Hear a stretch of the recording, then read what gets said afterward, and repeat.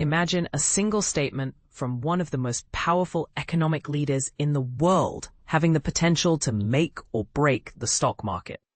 This is exactly what's at stake as investors eagerly await the annual Federal Reserve Policy Symposium in Jackson Hole, Wyoming. But here's where it gets controversial. Will Federal Reserve Chair Jerome Powell hint at further interest rate cuts, or will he pour cold water on the market's expectations? The answer to this question could be the deciding factor in whether stocks continue to soar to new heights or come crashing back down to reality. The upcoming symposium follows a week of mixed signals from consumer and wholesale price data, leaving investors wondering how the economy is really faring under the weight of U.S. President Donald Trump's import tariffs. As the climax of the event approaches, with Powell scheduled to speak on Friday, all eyes are on the Fed chair to provide some much-needed clarity. And this is the part most people miss. The fate of the stock market hangs precariously in the balance, with some investors fretting that Powell may disappoint expectations of interest rate cuts, citing lingering inflation concerns. According to Stephen Sosnick, market strategist at IBKR, we may have a lot at stake. This is a potentially significant event this year. What if, once again, people are going into this expecting a dovish Powell, and he comes out with all guns blazing? The futures market still expects the Federal Open Market Committee to cut rates by 0.25 percentage point, at least twice more this year. But any deviation from this expectation could have significant consequences. Companies that stand to benefit most from lower borrowing costs, such as homebuilders, cyclical stocks, industrials, and materials companies, have been among the big winners in recent Wall Street trading. Shares of leading homebuilders like Pulte Group, Lennar, and DR Horton have seen gains of between 4.2% and 8.8% in the last week alone, thanks largely to the recent drop in mortgage lending rates.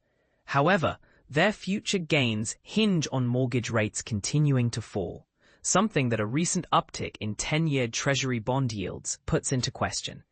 But here's the thing, any hint by Powell that he is paying more heed to bearish signals on inflation than to other more benign indicators might threaten those gains. As Andrew Sliman, head of Applied Equity Advisors at Morgan Stanley Asset Management, noted, "The more I have seen the homebuilders rally, the more it tells me the market thinks the Fed is going to cut, which means any suggestion at Jackson Hole that this is not going to happen will make markets more vulnerable to a sell-off.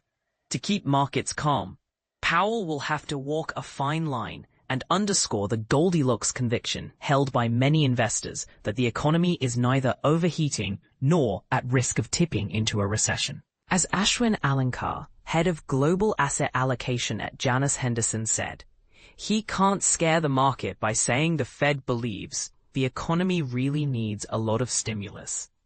Some market watchers have already detected a shift in sentiment, with Thierry Wisman, global FX and rates strategist at Macquarie Group, noting that the talk on the street was of a mega rate cut just a few days ago, but that a dovish cut in September was more grounded in reality.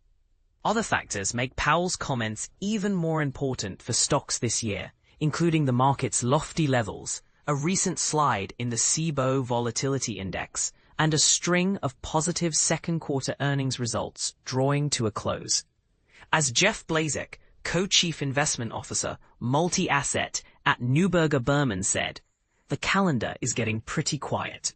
The biggest risk of all, however, may be the market's recent euphoria, which has defied a litany of bad news and left April's tariff-driven nosedive in the rearview mirror. As Sosnick warned, going into this event, the more smug we feel, the greater the risk of a market-moving reaction.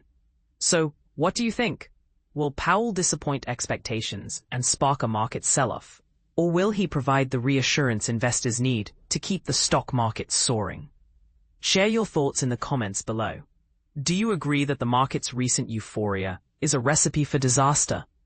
Or do you think the economy is strong enough to withstand any potential shocks? Let's discuss.